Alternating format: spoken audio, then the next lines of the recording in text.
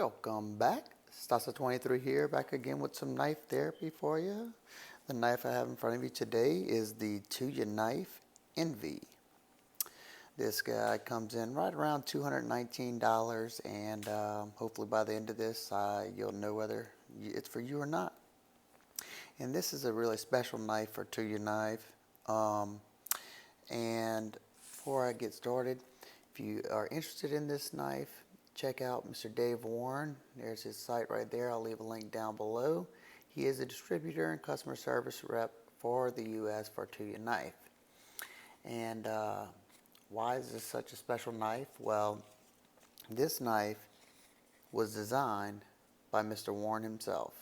I think that's super cool. This is a very small run, the first run at least. This is a run of 100. So if you're interested in this knife whatsoever, jump on it. I'm just going to tell you right now, it's worth it. If you like the design, definitely get it. You don't want to miss out. There's only 100 of these made.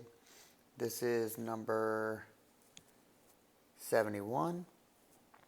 And let's get into it. Like I said, running around $219. This is what it comes with. You get this nice zipper pouch, rugged, nice thick zippers, kind of felt lined on the inside. You got a pocket here for a knife and a pen maybe. You get a cleaning cloth. It comes in a Ziploc bag, and you have one large main compartment. I love this, especially for traveling, and you got some MOLLE attachments here. And that does it for the packaging. I give them an A+ on that. Let's dive into this guy. So you got, not a huge knife. You got a total blade length of 3 1/4 inches. You have a total length altogether of 7 3/4 inches. You have a cutting edge of, I think, well, let's not go to that one because the Tanto, it's about the same as, the blade length. You have a handle length of 4 1/2 inches long. You have a grip area of 3 3/4. You have a blade thickness of 3 1/2 millimeters. 3.5 millimeters. You have a thickness of an average 0.5 inches. Your width at the widest portion is 1.187, and your thickness behind the edge on this portion is around 28 thousandths, and in this robust tip area it's about 38 thousandths. So you're definitely geared for your more hard use, rugged, that type of, look, you got a very stout, no distal taper whatsoever. You got full thickness all the way to the tip right here. Very nicely done. So let's dive into it. I'm trying to be quiet because everybody's sleeping in my house. So you have this American Tanto blade shape, and let me just show you, give you an example. That's the American Tanto, and this is the Japanese Tanto. You have that gradual tip up there. This one, you got a more like precise tip. And for your American Tanto, that was popularized by Lynn Thompson and Bob Lum. These are made for strength purposes, so you can stab it through a car hood or into a tree stump. You choose your poison. One thing like I said, I'm not really a fan of Tantos, but I can appreciate the fact that you have 2 tips, one here and one here. And for cutting open packages where you don't want to get deep into the package, you have this small edge right here, and then you have this flat edge right there. So it definitely has some advantages. Like I said, if you need something that you need to stab into hard and pry something out, this is going to be, the best tool for the job if you have to use a folding knife, which I don't recommend. I like the way they did this two-tone blade finish. As you can see, your flats have a satin finish, and then you have your stone wash finish on your main bevel. And as you can see on the Tonto tip, they put a satin finish, and it's a pretty cool contrast because you have satin here and you have satin here, and then in the middle you have that stone wash finish. Very neat. I like that stone wash too. As you can see on this side, you have dual blood grooves, fullers, whatever you want to call them. I like how they come to this point. You can see they match on both sides.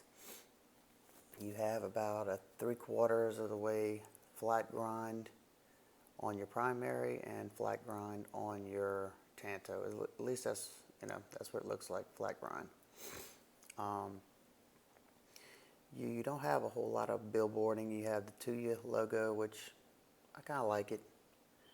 And on this side, you have the Tuya knife. And oh yeah, Bowler M390. Awesome, awesome. So that price is looking better and better. And then I like how they put the number 71 of 100 right there. Keep it discreet, and then if you're going to put the name of the knife, put it up here, hide it. I don't know what the DW1 stands for, but it is the Envy. There you go. They do have a sharpening choil, as you can see right there. Decently done. You have some jimping that's functional up here, and as you can see, you have a ramp going up, and this ramp going up with this choil right here. You can see it's a good pinch right here, and when I say ergonomics are awesome, I'm locked in right here. I'm not going anywhere. This knife is not coming out. If you had to thrust, let's see if you had to reverse grip, you got that right there, that jimping is grabbing onto the hand, and your hammer grip, good to go, good to go, good to go for some precise. You can get up on that tip. Just well rounded all the way around. Let's get this guy closed up. You got some nice jimping on the flipper tab for your light switch. Yeah, that action's great. And watch this. Woo, yeah. This thing is buttery smooth on the action and on the retraction. Hoo-wee. Butter. Talk about fidget fun. Super snappy. You light switch it, comes out like a rocket. You can push button it and it will come out a little bit harder, but it's more comfortable in the light switch, and I don't have to think about it in the light switch. That's just my opinion. Also, they did a great job of putting a chamfer right there, and you have a good bit of room to get to the lock bar. Very easy to disengage that lock. And there's your lockup, about 30%. And absolutely bank fault. No play side to side, up or down. Thing is good to go. Let's close it back up. detent is dialed in exceptional. Let's look at the hardware. You have just a flat pivot right there with T8 body screws and T8 pivot. And then you have Torx T6 for your insert and your pocket clip.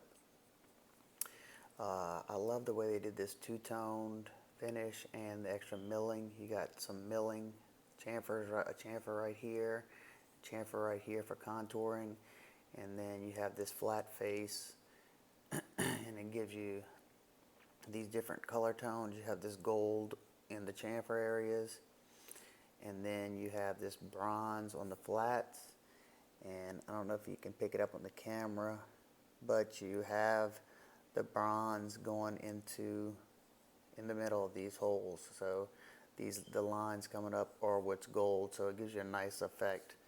Very, very nicely done. And that stone wash on that bronze just shimmers in the light. I absolutely love that. Um, let's see. This guy is dead centered. Ooh, gal. Flip it over, you have the exact milling carried over to the other side. I really like how they did this pocket clip. They carried over the lines into the pocket clip. Very, very cool. Absolutely no sharp spots on this pocket clip. You have a decent bit of ramp to get in and out of the pocket. And I like how they added the extra pop of color. It's not my favorite color combo, but I do like the fact that they have a little pop of color just to change it out so it's not washed out. So you have green anode backspacer with a huge lanyard hole and a matching pocket clip. Let's see. This guy is rather light, especially for almost a 8-inch knife. Watch this. I found this kind of impressive. 3.97 ounces. That's excellent for the size knife you got here. And let me show you how they did that. Let's see. You can see you got those nice pockets milled out there. And then you also have one on the lock side as well. And Tuya and Bestech, they're great. Look at that. The balance point is always dead on the money with both of those companies, Tuya and Bestech, and it makes the knife feel even lighter than it already is. It's riding on ceramic bearing, ceramic detent. Super, God, this thing has such a great action. It's hard to put it down. I'm gonna make sure I touch on everything that I want to touch on. For the most part, yeah, I think I got it. Let's do some quick size comparisons and some competition for this knife. Like I said, this guy is $219, and let's see how it compares to some of the other knives in M390. First one off the back is the Wee Minotaur. Pretty close to the same size. Minotaur is a little bit bigger. Minotaur is $297, but you do have the inlay carbon fiber and a little bit longer of a blade, and a little bit thicker slabs of unmilled titanium. So there you go. Next one is M390 equivalent. Is the Spyderco Southern in 204P. And as you can see, the Southern is a good bit bigger, and it comes in at $240. Another M390 knife, discontinued Benchmade Ritter grip. It's a good bit bigger. I'm not sure how much. I think the Ritter grips were 160 maybe, or 180. I don't know. It's been a while, maybe 180, but that's with plastic handle, So there you go. Just doing that one for size comparisons. And the last one in M390 that I have in front of me is the Wee Knives Wasabi. That's sexy, man. That sexy knife, man. There you go. I hope y'all can hear me good, because like I said, I gotta be quiet. This guy's a good bit bigger, and I haven't seen what they're coming in at. They had it, I think, discounted for Blade Show. I think they were around $290. So there you go, $290, $219. Great value. Not saying that this one isn't, but great value. Another Tonto and another competitor is the Bestech Predator. Predator is a good bit bigger, and see, they're doing things a little bit opposite from each other here.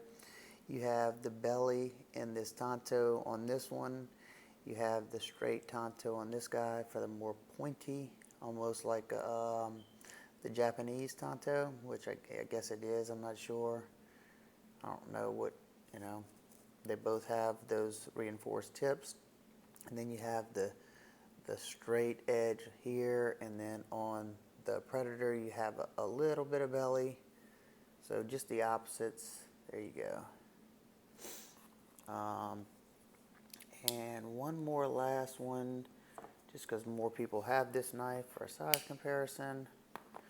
That is the Spyderco Delica.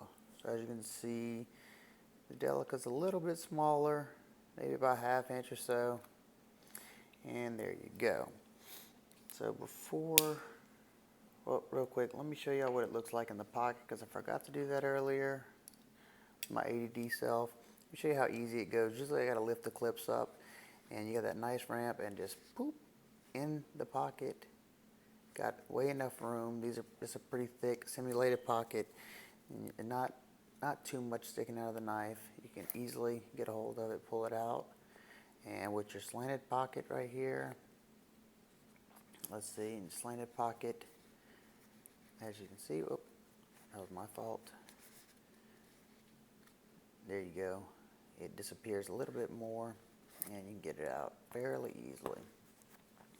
So I had to dig deep on these. I had barely any complaints or nitpicks, and like I said, I really had to dig deep. But the first one is a pet peeve of mine. Everybody who's been watching my channel knows this. They missed the sharpening choil by about 1/8 of an inch. Let me see if I can point this out to you. I don't know if you can see this line going down right here. Well, they should have brought it to right here. They could have added a forward choil if they wanted to, but let's see, when I flip it over, you can see that flat portion right there, that blunted area. That's because they were trying to keep this line consistent. And in order to do that, they couldn't sharpen this portion, because if they did, it would have raised the grind up to about up here. A good example of that is one that I did on accident because I didn't see it. But see how I have that flare? And that's exactly what will happen to this knife if you sharpen this one and get a burr all the way to the back. You will have that little smile at the back, and that's no good. So if I buy one of these, I'm going to have to modify that to fix that. So that's one that's not hurting the functionality of the blade, but will cause a recurve later on down the road after you sharpen it. The next one is a complete just nitpick. I was reaching here, and I would like to see the pivots flush. It's not a deal breaker, but if you look at this Wasabi, you got a flush pivot on both sides, and it just looks classier in my opinion. But like I said, it's not hurting any bit of the functionality. It's really not a big deal. Just had to point it out. Also, something that you see on a lot of knives these days, that landing pad for when you flip the knife. Let's see what else has one. Let's see. Bestech does a really good job of it right here. Oh, I got pizza falling out. There you go. You got that landing pad right there. It would have been nice to have a little landing pad right there, but still comfortable. It doesn't bother me to flip at all. And one more last just nitpick is you got T8 Torx here and on the pivot. It would have been nice to have them on the clip and the insert, just so you wouldn't have to change the driver. It makes maintenance on the knife a little quicker and a little bit easier. But like I said, just a nitpick. So what are my overall thoughts? My overall thoughts are, if you like this knife, don't hesitate. Go buy it before they run out. Not certain they're going to be doing a second run. I hear they may be doing a second run, but that could be a while from now. So definitely, last time I checked, there was still some available. So great knife. I think $219 is an excellent price for what you're getting, the quality you're getting. and I can't wait to see what Dave has in the pipeline for the future. Hope everybody's having an absolutely wonderful day. Let me know what y'all think about this knife down in the comments section. If you like this video, please give it a big thumbs up. Spread it with all your friends and family. Let's try to push to get to that 2,000 subscriber marker so I can have a nice fun giveaway and give away some nice prizes. If you like my videos in general, hit that subscribe button, and while you're at it, hit that bell button too. You don't want to miss a thing, like a giveaway. All right, guys and girls, I'll see you on the next one. Peace.